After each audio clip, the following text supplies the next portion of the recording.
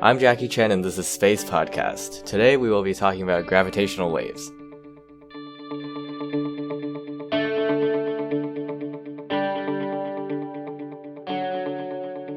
In September 14th of 2015, the scientists working at the Laser Interferometer Gravitational Wave Observatory, or LIGO, conducted the first successful detection of a gravitational wave. What is a gravitational wave? According to LIGO, gravitational waves are, quote, ripples in space-time caused by events such as supernovas, neutron star movement, and white dwarfs or neutron stars combining to create a new star. The idea of gravitational waves was a byproduct of Albert Einstein's general theory of relativity, where he showed that massive accelerating objects would disrupt space-time in such a way that waves of distorted space would radiate from the source. There are two types of gravitational waves, a continuous form and a spiral form. Continuous waves are caused by two large objects orbiting each other or one large spinning object. The continuous wave has a very constant frequency and does not produce extremely strong waves due to its stability. The spiral waves, however, are caused by the merging of two large objects.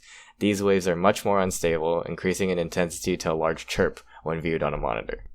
While scientists were able to prove the existence of a gravitational wave in 1974 through the existence of the pulsar, there is no real physical proof until LIGO was able to detect the waves directly in 2015.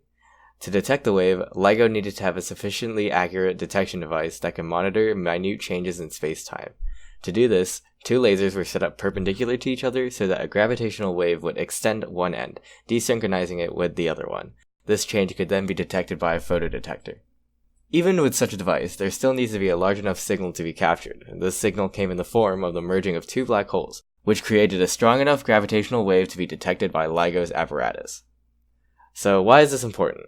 Before the detection of gravitational waves, space observation was limited to light waves and counterparts such as radio and ultraviolet radiation. The LIGO scientific collaboration claims that gravitational waves will change astronomy because the universe is nearly transparent to them.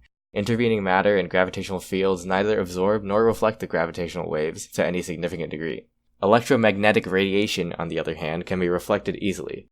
Through gravitational waves, new information in much clearer form can be obtained. Gravitational waves can also be used to prove Albert Einstein's theory of relativity, as the wave itself is an offshoot of his theory. As gravitational waves are known to exist now, we can use that information as more leverage to support his original proof. The waves can also be used to study the extremes of the theory, such as cases of extremely massive objects and extreme heat and cold. With ever-increasing technology and research, we are able to view more and more things that were once thought impossible. Gravitational waves are just one step in a much longer journey as we try to understand everything in the cosmos. This has been Space Podcast, signing off.